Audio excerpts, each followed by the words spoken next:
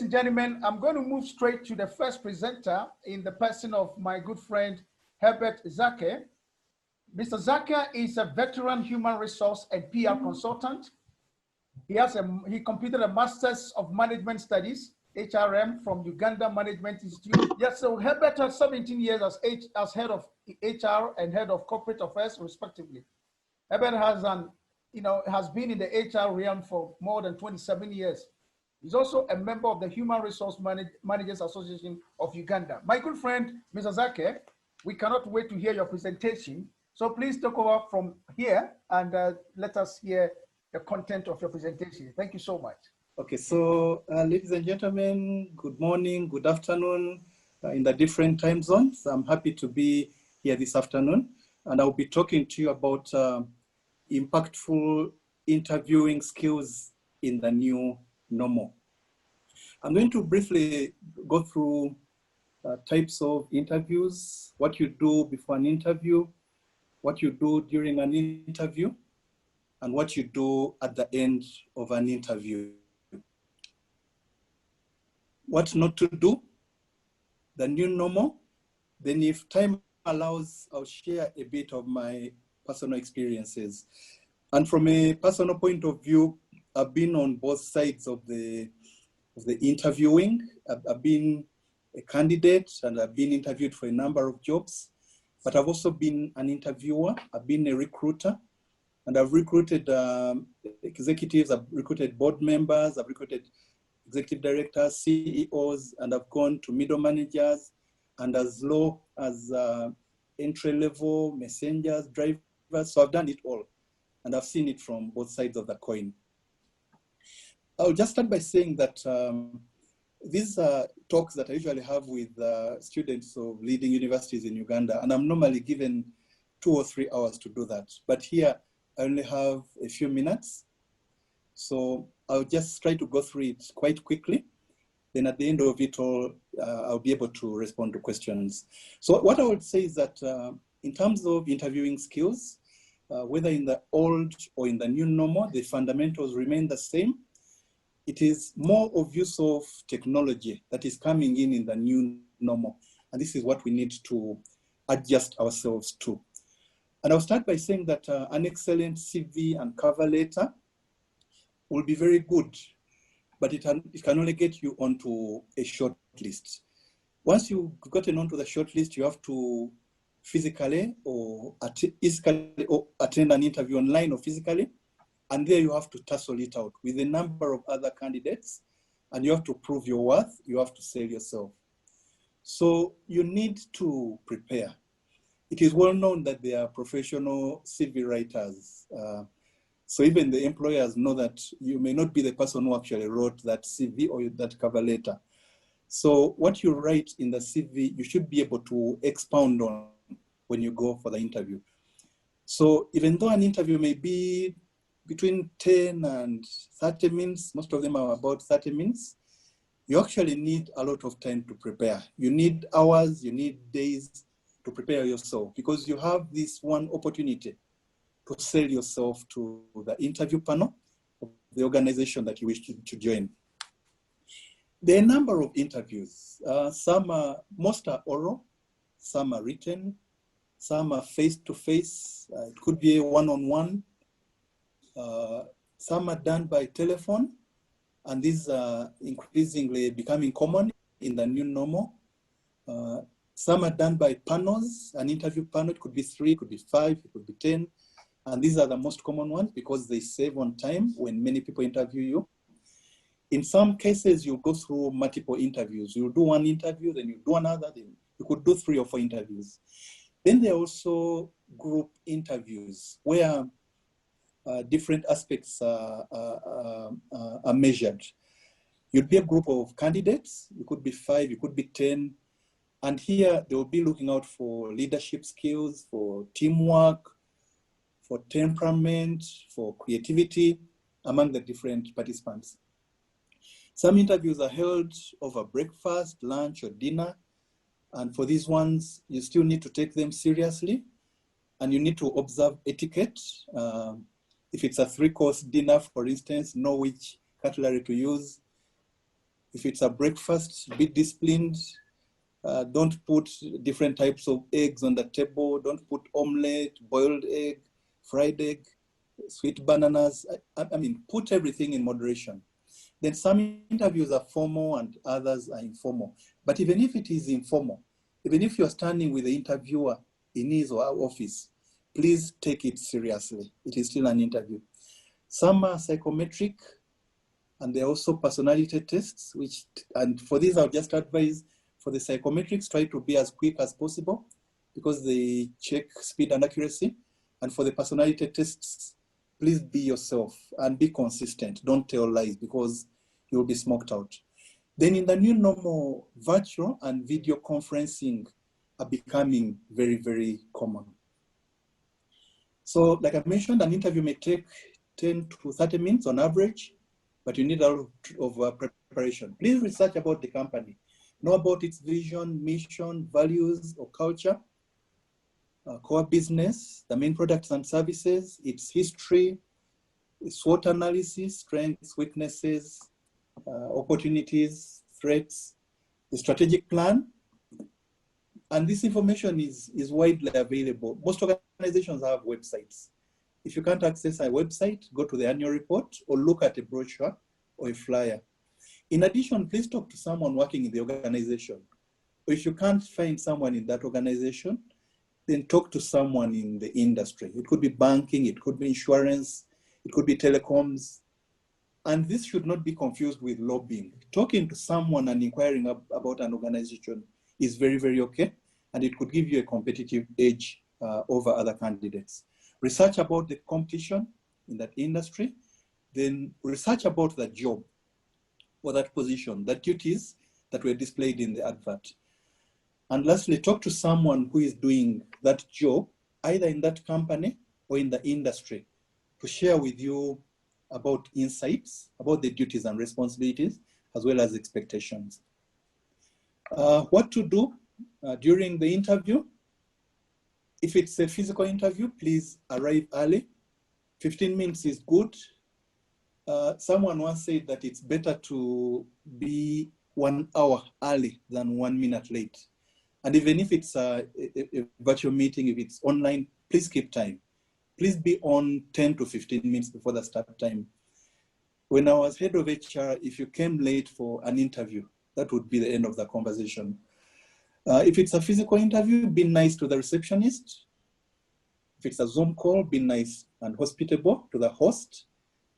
Again, some of these areas are for the physical and others are for the virtual, but they all come into play. If you're entering the interview room, ask for permission to sit, make eye contact with the interviewer or the panel when they ask questions and you're responding to them, or look into the camera if you're using a gadget. If you're meeting physically and you're shaking hands, shake them firmly, hold the hand firmly. You may need to social distance or wear a mask. Please, when you're given the opportunity, when they ask questions, please emphasize your skills, experience, qualifications. And at the end of it all, remember to thank the interviewer or interviewers for the opportunity to be interviewed as well as their time. During the interview, you have very few seconds to create a first impression. You have about 4 seconds to create an impression and about 30 seconds for that impression to be made. So present yourself in the best light. Dress well, sit well, and talk like a leader. In the limited time that you're given, please share your unique selling points. And this could be knowledge, skills, networks, mental abilities, creativity. You could be bilingual, speaking more than one language. You could have excellent computer literacy or a very good past performance record, proven commitment, dedication, honesty, integrity, leadership skills, ability to learn quickly, positive attitude, or quality of work. All those are unique selling skills that could place you at an advantage compared to your competitors or other candidates. Then at the end of the interview, usually you're given an opportunity to ask a question. And on many interview panels, I've had candidates saying, no, I don't have any questions, or we've pretty much covered everything.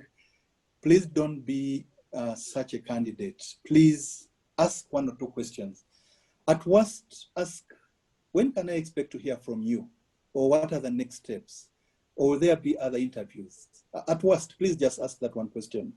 The others you could ask, intelligent, good questions. Of course, you'll have done some research about the organization and the job. So you could ask, what are the company's goals? What are the company's business goals? Does this job entail or involve any kind of training, and what would that training be? Please explain to me what the company and organization structure looks like, or what the department structure looks like. What software or systems do you use within the organization? In this pandemic era, will I work remotely, or will I be in an office? Do I have to physically report to the office? What gadgets will I use? Will it be a desktop? Will it be a laptop, iPad, or phones? And because you'll have done your research, please don't read those questions in front of the panel. Get them from your mind. And just ask 1 or 2 questions, at most 3. Don't ask too many questions. You are not the interviewer, you are the interviewee. Questions in the interview will be many, and they will be varied. But some of the areas that are usually covered include questions about you. And this could be questions in your CV. When you're asked to talk about yourself, please be brief and to the point. Don't talk about your school and the number of siblings you have and your parents and what they do. Just talk about the unique skills and experience and knowledge that you have that is going to be beneficial to the organization. And again, don't spend too much time on this question because it's like an icebreaker, and usually it is not scored. If you spend too much time on this question, then you may not have time which are going to be scored. There will be questions about the organization, about the duties and responsibilities of the job. You will be asked for what value you are going to add to the organization, where you need to share the unique attributes that you have, which I mentioned earlier. You'll be asked to talk about your strengths and weaknesses. There could be questions about teamwork. Depending on the level of the position, you could be asked about leadership, your leadership skills. You may be asked why you left your previous organization or why you are leaving your current organization. Please don't badmouth your previous or current organization. You'll be asked some difficult or challenging questions. Don't rush to respond to them. Please think through and seek clarity. You can ask the interviewer to repeat the question or paraphrase it. And by that, you are buying some time to think about it and think about the response. You will be asked about your salary expectations. And for this, again, you'll have done your research about positions within that company and the industry. So you could have a figure in mind. And then you'll be asked about your availability. When will you be able to take on the job? Usually 2 weeks to a month is good. Don't say that you are available immediately or I'm available tomorrow, because that will show that you are desperate. What not to do? Don't forget to switch off your phone. It can be very irritating when you're in an interview and your phone starts ringing, and some phones have peculiar ringtones. Don't do that. Don't chew gum, don't eat sweets, don't slouch in the chair, please sit up. Don't exhibit negative language, negative body language. It will be read through by the panel. I mentioned don't be late, don't even be 1 minute late. Then please dress appropriately. So ask for the dress code beforehand. If the dress code is formal, please dress formally. If it is informal, if staff wear jeans and t-shirts, ask if that is okay for you to do the same. Don't frown, don't look unpleasant, don't look unfriendly, both on the screen and whether it's a physical interview, because these are going to be people that you're going to work with, and they would want to work with someone with a pleasant personality. Don't discuss politics, religion, or sex. these are areas where people have very, very strong views and they could develop biases against you. So avoid them. Then avoid nervous habits and mannerisms. Don't bite your pen, don't bite your fingernails. Avoid asking personal questions, ask only official questions. If it's a physical meeting, don't play around with items that are on the table, don't play with the phone, don't play with the pencil. Then, like I mentioned, don't badmouth current or previous employers. Don't change your interview date or time unless it's an emergency, because it's not easy to organize interviews. The schedules are tight. There are many candidates to be interviewed. The interviewers are coming from different areas, from different jobs. Then don't ask about salary and benefits directly. Again, the employer, prospective employer may think that that is what you want for the job. Now, I'll focus a bit on the new normal before I end.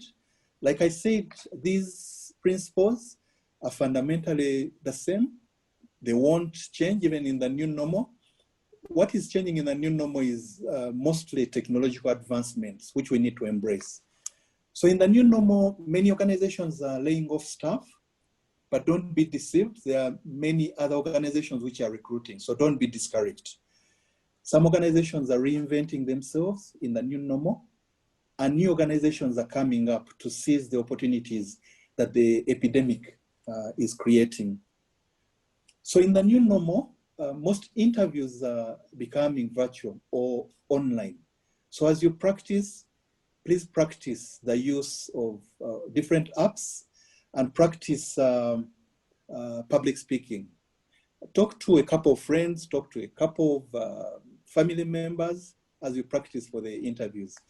Then artificial intelligence is coming into play, both in the area of screening candidates for shortlisting, as well as interviewing. And I'll leave you with an IE or robot that is currently doing oral interviews. It's called Tengai, Tengai. You can Google about it. You need to have a gadget, have a phone or iPad or tablet or laptop.